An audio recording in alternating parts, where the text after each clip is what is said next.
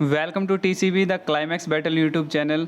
तो सबसे पहले अगर आप चैनल पे नए हैं तो चैनल को सब्सक्राइब करें और वीडियो को लाइक करें। तो आज हम देखने वाले हैं जो अपना HSSC जो ग्रुप डी का जो आपका एग्जाम होने वाला है उसके ऊपर हम मॉक टेस्ट देखने वाले हैं और टोटली बेस्ड क्या है यहाँ पे एनटी पैटर्न है। ठीक है, तो इसमें हम क्या देखने वाले हैं, यहाँ पे हम हरियाणा जीके जो हरियाणा जीके के आपके कितने क्वेश्चन आने वाले हैं, 25 क्वेश्चन आपके हरियाणा जीके के यहाँ पे आने वाले हैं। तो हम 25 क्वेश्चन इस वीडियो में डिस्कस करने वाले हैं यहाँ पे हरियाणा जीके के। तो आपको चेक करना है, क्या चेक करना है आपका, कि आपको 25 में से कितना स्कोर यहाँ पे मिलता है, 25 में से आपका कितना स्कोर यहाँ पे रहता है आपको चेक करना है और लास्ट में कमेंट सेक्शन में बताना है कि 25 में से आपका कितना स्कोर यहाँ पे रहा है। अगर 20 या 20 प्लस आपका स्कोर यहाँ पे रह रहा है तो ये मान के चलो आपकी तैयारी बेहतरीन चल रही है, ऐसे ही कंटिन्यू अपनी तैयारी को बनाए रखें। तो अभी बाकी के जो इसमें मॉक टेस्ट है वो आपको चैनल पर मिल जाएंगे, आप जाके चैनल पर देख सकते हैं। इसमें हम सिर्फ क्या है कि यहाँ पे हरियाणा जीके देखने वाले हैं। तो हरियाणा जीके में जो अपना फर्स्ट क्वेश्चन है वो स्टार्ट होता है यहाँ पे 76 नंबर से। हरियाणा सरकार ने वर्ष 2022-23 के लिए कितने करोड़ रुपए का बिजली और नवीनीकरणीय ऊर्जा के लिए आवंटित किया, यानी जो बजट था उस बजट में बिजली और नवीनीकरणीय ऊर्जा के लिए कितना आवंटित किया है। यह है 7203। कहाँ पे है देखो, 7204, 82 नहीं है, 7207 नहीं है, तो 7203.31 यानी 31 ये अपना क्या हो जाएगा यहाँ पे करेक्ट हो जाएगा ऑप्शन। ठीक है, इसके बाद हम देखते हैं अपना नेक्स्ट क्वेश्चन 77 नंबर। तो इसमें कहा गया है कृषि यंत्रों का निर्माण मुख्य रूप से किस जिले में होता है। तो जो कृषि यंत्र है यानी कि जो कृषि करते टाइम हमें जो जरूरत पड़ती है जिन यंत्रों की, तो वो इनमें से कौन सी जो अपनी डिस्ट्रिक्ट है जिसमें उनका निर्माण होता है, फरीदाबाद, गुरुग्राम, पलवल या फिर जिंद। तो इसका जो करेक्ट आंसर हो जाएगा वो क्या हो जाएगा यहाँ पे फरीदाबाद। ठीक है, तो इसमें क्या करना है, पहले आपको वीडियो को पॉज करना है, पॉज करके अपना सोचना है कि आपका आंसर क्या होगा, उसके बाद ही क्या है कि आपको वीडियो को आगे रिज्यूम करना है। ठीक है, ताकि आप चेक कर सको कि आपका कितना यहाँ पे स्कोर रहा है। तो इसमें आपको बताना है कि जो ये फरीदाबाद था, फरीदाबाद का यहाँ पे जो गठन हुआ था कब हुआ था, 1979 में, है ना, 1979 बना था। और किन के द्वारा, ऐसे वैसे फरीदाबाद जिला बना था, कब बना था, 1979 में। और फरीदाबाद जो था वो फरीदाबाद कब बना था, ये बना था 1607 ईस्वी में। किसके द्वारा बनाया गया था, शेख फरीद के द्वारा, है ना, शेख फरीद के द्वारा, जिसको बाबा फरीद भी बोलते थे। ठीक है, तो इनके द्वारा 1607 ईस्वी में बनाया गया था और फरीद जिला का बना था ये 1979 में। तो आपको ये याद रखना है। 78 क्वेश्चन कहता है किस योजना का अर्थ पानी को निचले स्तर से ऊपर और शुष्क ढलानों पर चढ़ाना होता है। तो यहाँ पे हमारे ऑप्शन देखते हैं क्या है, सेवानी योजना, जू योजना, लिफ्ट सिंचाई योजना, इनमें से कोई नहीं। तो आपको बताना है इनमें से क्या आपका यहाँ पे आंसर हो जाएगा। तो कौन सा हो जाएगा यहाँ पे, लिफ्ट सिंचाई योजना। इसमें ही जैसे आपको देखने को मिल रहा है ऑप्शन में ही है यहाँ पे आंसर कि लिफ्ट सिंचाई योजना, यानी कि पानी को ऊपर उठाना, है ना, तो लिफ्ट सिंचाई योजना इसका करेक्ट आंसर हो जाएगा यहाँ पे। तो यहाँ पे आपका नेक्स्ट जो क्वेश्चन है वो क्या है, 79 नंबर। इसमें पूछा है बाघड़ा परियोजना जो है हरियाणा को प्रतिदिन कितनी बिजली की आपूर्ति होती है उससे। तो इसमें बताना आपको इसका जो करेक्ट आंसर क्या हो जाएगा यहाँ पे। तो इसका जो करेक्ट आंसर है वो तो हो जाएगा यहाँ पे क्या, 16 लाख यूनिट। ठीक है, उसके बाद आपको याद रखना है कि जो ये परियोजना थी ये कब अस्तित्व में आई थी, यानी कि कब बनी थी। तो ये बनी थी 17 नवंबर 1955।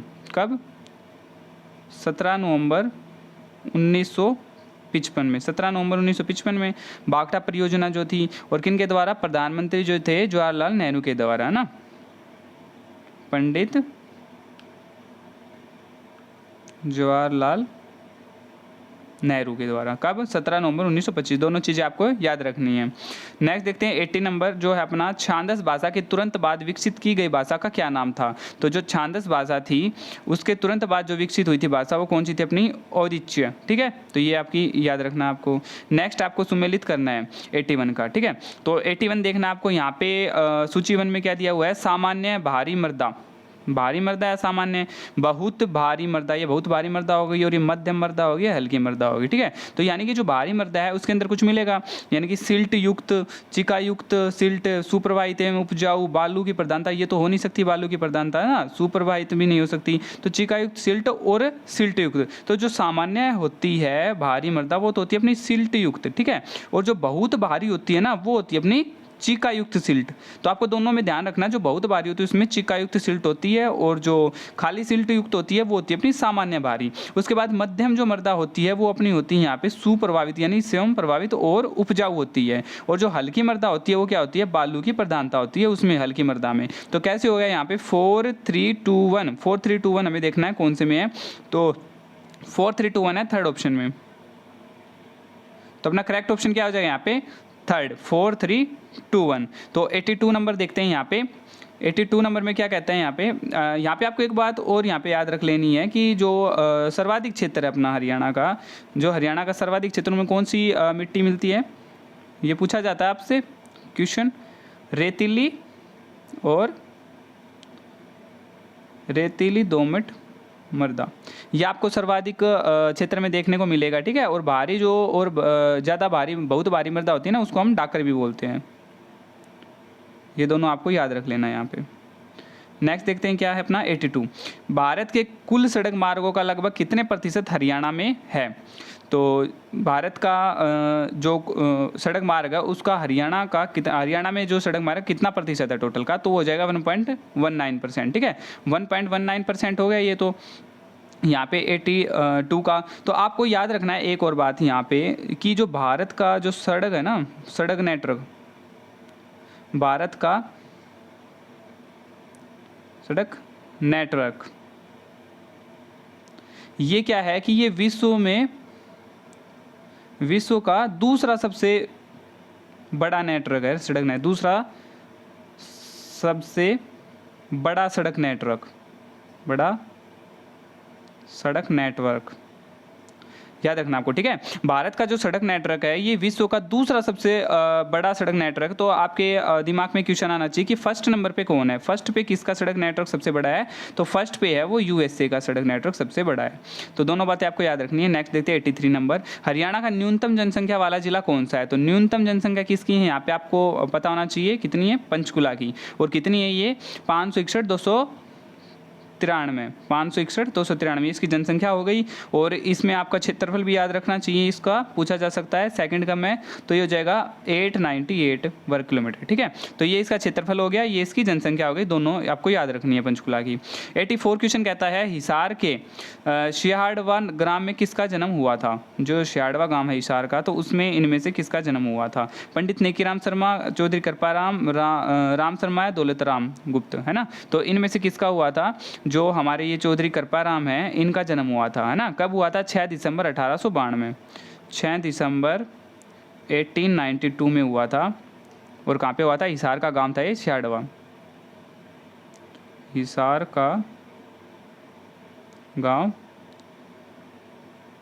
शियाड़वा, तो इसमें हुआ था किनका, चौधरी कृपाराम का। तो नेक्स्ट देखते हैं 85 नंबर क्या कहता है यहाँ पे कि हरियाणा में खेलों को बढ़ावा देने के उद्देश्य से सरकार के द्वारा कौन सी महत्वपूर्ण योजना चलाई जा रही है। तो खेल संस्थाओं को अनुदान, खेल प्रशिक्षण योजना, खेल स्टेडियम या उपयुक्त सभी। तो इसका जो करेक्ट आंसर हो जाएगा यहाँ पे क्या हो जाएगा, उपयुक्त सभी, क्योंकि ये सारी ही परियोजनाएं चलाई जा रही है, योजना खेलों में बढ़ावा देने के लिए, ठीक है। तो जो खेल संस्थाएं में अनुदान है ये किस लिए है, क्योंकि ये हरियाणा में जैसे खेल संस्थाओं में राशि देकर उनकी संस्थाओं में अच्छी व्यवस्था कर सके, इस प्रकार इनको अनुदान, ये जो योजना है चलाई जा रही है। प्रशिक्षण योजना से या मतलब क्या अभिप्राय है, जैसे कोचों की नियुक्ति अधिक होगी तो अधिक बच्चों को लाभ मिल सकेगा, इसलिए प्रशिक्षण योजना है ना। खेल स्टेडियम, जितने ज़्यादा खेल स्टेडियम होंगे उतने ही ज़्यादा क्या है, गाँव के जिलों के बच्चों को जहाँ पर खेलने को मिलेगा और आगे बढ़ेंगे, ठीक है। तो ये तीनों योजनाएं ऐसे ही चलाई जा रही हैं यहाँ पे। 86 कहता है हरियाणा के नामकरण से संबंधित सारवान शिलालेख किस विक्रमी संवत का है, ठीक है। तो आपको बताना है कि जो हरियाणा के नामकरण से संबंधित है सारवान शिलालेख, ये किस विक्रम संवत से है, 1285, 1299, 1385 या 1600। तो इसका जो करेक्ट आंसर हो जाएगा वो क्या हो जाएगा यहाँ पे, 1385, याद रखना आपको, ठीक है, 1385। नेक्स्ट अपना 87 नंबर, फरीदाबाद में बड़खल झील का निर्माण किस वर्ष हुआ था। फरीदाबाद है जो, उसमें बड़खल झील है, उसका निर्माण कब हुआ था आपको ये बताना है। तो आपको इस पे क्या है कि स्टार लगा लेना है, ठीक है। ये पूछा गया आपका, कब पूछा गया आपका, HSC प्री में भी आपका ये पूछा गया है, CET प्री में, ठीक है। तो इसमें आपको याद रखना है जो फरीदाबाद में बड़खल झील का निर्माण कब हुआ था यहाँ पे, 1947 में, 1947 1987 में हुआ था। ठीक है, ये आपको याद रखना है, इंपॉर्टेंट क्वेश्चन यहाँ पे हो जाता है। 88 कहता है कि निम्नलिखित में से सही कथन नहीं है, यानी कि सही नहीं है वो बताना है। ठीक है, ये जो शमसुद्दीन है जो लुहारू के नवाब थे, बिल्कुल ठीक बात है, लुहारू के नवाब थे, कौन थे? शमसुद्दीन जी थे। ठीक है, तो ये शमसुद्दीन थे, लुहारू के नवाब थे, और ये कब थे? ये किस टाइम थी? ये थे 1827 के टाइम में, है ना। 1827 के समय में ये क्या थे? लुहारू के नवाब थे वहाँ पे। दूसरी बात में कहते हैं शमसुद्दीन और दिल्ली के रेजिडेंट फ्रेजर में शत्रुता थी, ये बात भी इनकी बिल्कुल ठीक है, उन दोनों के बीच में क्या चल रही थी? शत्रुता थी। शमसुद्दीन ने अन्या नामक शिकारी से फ्रेजर की हत्या करवा दी थी, यहाँ पे ये षड्यंत्र इन्होंने बिल्कुल किया था। शमसुद्दीन ने क्या? अन्या नामक शिकारी से फ्रेजर थे उनकी यहाँ पे क्या करवा दी थी? हत्या करवा दी थी, और उसी के कारण ये जो षड्यंत्र था, उसी के कारण अंग्रेजों ने इन पे क्या होता पद से हटा दिया था। कब?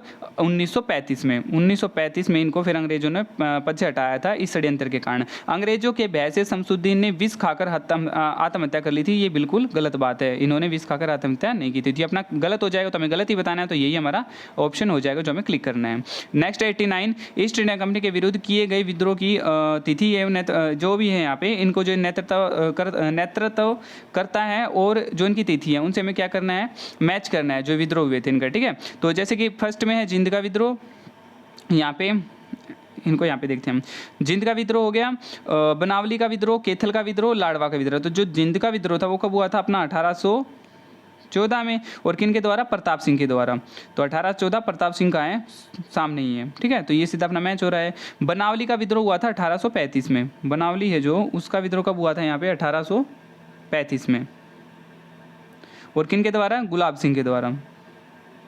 गुलाब सिंह के द्वारा कहाँ है? सेकंड में ही है। थर्ड है कैथल का विद्रोह 1843 में, 1843 में कैथल का विद्रोह हुआ था, किन के द्वारा? गुलाब सिंह साहिब कौर और सूरज कौर के द्वारा। ठीक है, तो ये भी क्या है? इनके सामने ही है।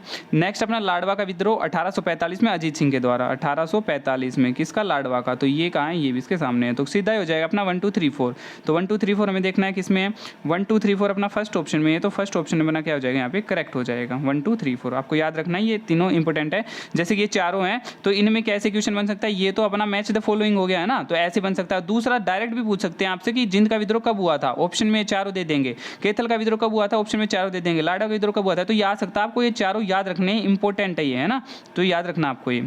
नेक्स्ट आपका 90 नंबर, जिला सोनीपत के खूडू नामक स्थान पर फागुन की पूर्णमासी फरवरी मार्च को कौन सा मेला लगता है? तो ये जो मेला लगता है ये कौन सा लगता है बताना आपको, है ना। सतकुंभा मेला, मेला बाबा शाह कमान, मेला सांझी, और या फिर देवी मेला। तो इनमें से कौन सा ये मेला लगता है आपका? ये लगता है मेला बाबा शमकशा।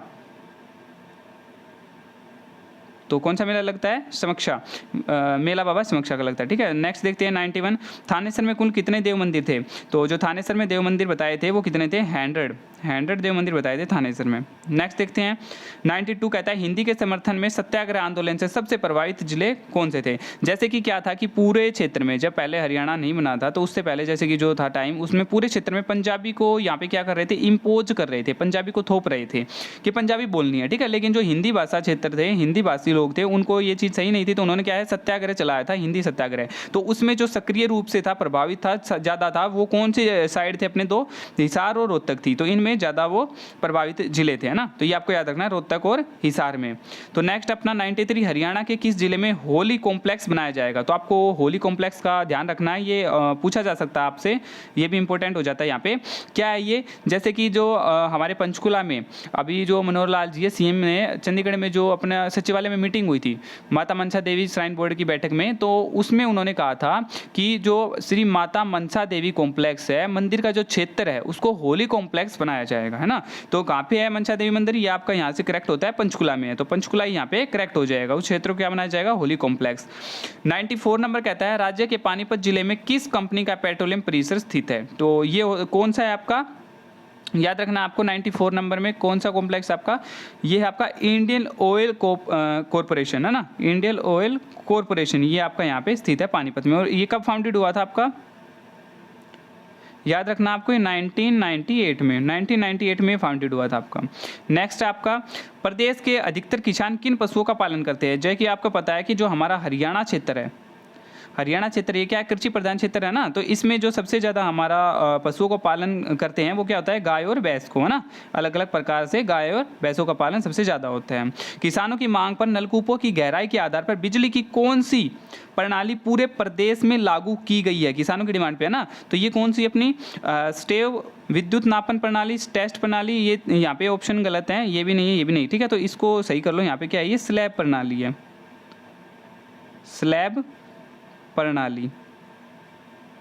तो स्लैब प्रणाली यहाँ पे क्या हो जाएगा, अपना करेक्ट हो जाएगा यहाँ पे, स्लैब प्रणाली। तो यही है अपना ऑप्शन, ठीक है। 97 कहता है यहाँ पे, हरियाणा काव्य में भक्ति काल के किस संत कवि की वाणी में ठेठ हरियाणवी का प्रभाव था। तो यहाँ पे गरीबदास, जैतराम, नित्यानंद या फिर ये सभी। तो करेक्ट ऑप्शन क्या होगा, ये सभी। इन सभी के में क्या था, यहाँ हरियाणा का जो ठेठ हरियाणवी है उनका प्रभाव था इन सभी में, ठीक है। तो यहाँ पे आपको एक और बात यहाँ पे याद रखनी है, इंपॉर्टेंट हो जाती है। जो संत गरीबदास जी थे इनके बारे में देखना है, इनका जो जन्म था वो कब हुआ था, यहाँ पे आपको याद रखना है, कब, 1717 में जन्म हुआ था। और कहाँ पे हुआ था, ये हुआ था अपना झज्जर जिला, जो झज्जर जिला है उसके छुड़ानी नामक स्थान पर, ठीक है। झज्जर के छुड़ानी में इनका जन्म हुआ था। और कब हुआ था, 1717 में। ये आपको याद रखना, इंपॉर्टेंट से पूछा गया, आपसे पूछा जा सकता है। 98 है, निम्नलिखित कथनों में से कौन सा गलत है। हरियाणा में मर्दा अपर्दन राज्य के दक्षिणी पश्चिम राजस्थान से लगे भागों में अधिक होती है। तो ठीक बात है, यहाँ पे जो अपना राजस्थान का हिस्सा है अपना, तो इस साइड क्या होती है अपनी, यहाँ पे अपर्दन ज़्यादा होता है, क्योंकि यहाँ पे क्या अपनी हल्की मृदा यानी कि बालू मृदा प्रधानता है ना, तो इसमें ज़्यादा अपर्दन होता है। नेक्स्ट है, राज्य का 2.32 लाख हेक्टेयर क्षेत्र क्षारीय समस्या से ग्रसित है। ठीक बात है, ये भी है ना।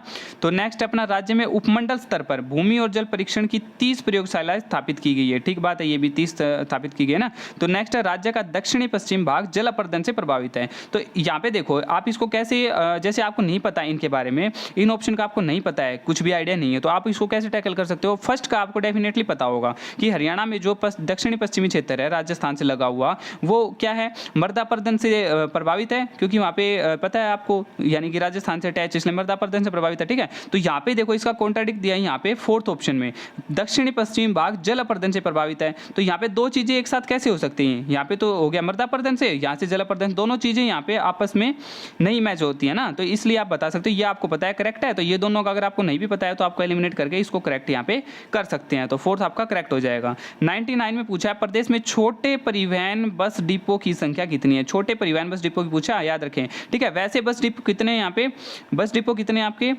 कुल हरियाणा में 24 है आपके, 24 बस डिपो है ना। तो छोटे बस डिपो पूछा है इन्होंने, तो इसका आपको कमेंट सेक्शन में पक्का बताना है, कमेंट सेक्शन में बताओ। और अभी तक आपने वीडियो को लाइक नहीं किया है, अगर वीडियो आपको पसंद आ रही है तो कृपया वीडियो को लाइक कर दे और चैनल को सब्सक्राइब कर ले, और इसका आपको कमेंट सेक्शन में आंसर बताना है। नेक्स्ट आपका 100 क्वेश्चन, वर्ष 2011 की जनगणना के अनुसार राज्य में पुरुष साक्षरता दर कितनी थी। तो जो अपना 2011 के अनुसार पूछा है इन्होंने, है ना, तो इसमें जो पुरुष साक्षरता दर थी वो कितनी थी अपनी, 85.38% थी, ठीक है। और अगर हम महिला साक्षरता दर देखें तो कितनी थी, 66.77 थी। और कुल की बात करें तो 76.64 थी, है ना। तो ये अपनी यहाँ पे थी। तो 85.38 का किस में, यहाँ पे थर्ड ऑप्शन है, तो यही पूछा है इन्होंने, ठीक है। तो इसका आपको कमेंट सेक्शन में बताना है 99 का। और अभी तक आपने चैनल को सब्सक्राइब नहीं किया तो चैनल को सब्सक्राइब कर लो। कमेंट जरूर करना, आपका स्कोर 25 में से कितना स्कोर रहा है ये कमेंट सेक्शन में जरूर बताना। और वीडियो को आपने लाइक नहीं किया है तो लाइक कर लो। Thank you.